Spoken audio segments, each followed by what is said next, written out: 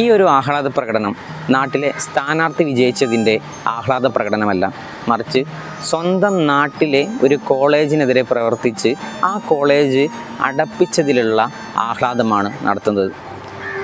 തീർച്ചയായിട്ടും നടത്തുന്ന സംഘടനയെക്കുറിച്ച് നിങ്ങൾക്കറിയാമായിരിക്കും. തീവ്ര വലതുപക്ഷ സംഘടനകൾ, അല്ലാതെ മറ്റാരും ഈ രീതിയിലുള്ള ഇടപെടലുകൾ നടത്താറില്ല. ശ്രീമാതാ വൈഷ്ണോദേവി മെഡിക്കൽ എക്സലൻസിനെ കുറിച്ചാണ് ഞാൻ പറയുന്നത്.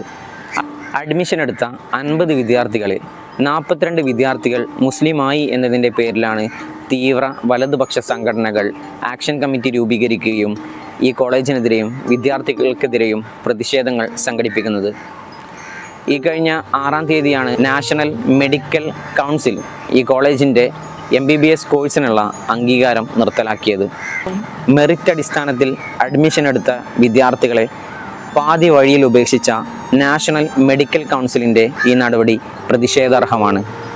കേവലം കമ്മ്യൂണൽ പ്രഷറിന് വേണ്ടി വിദ്യാർത്ഥികളെ പെരുവഴിയിലാക്കിയ നിങ്ങൾ ഉത്തരം പറഞ്ഞേ മതിയാവൂ.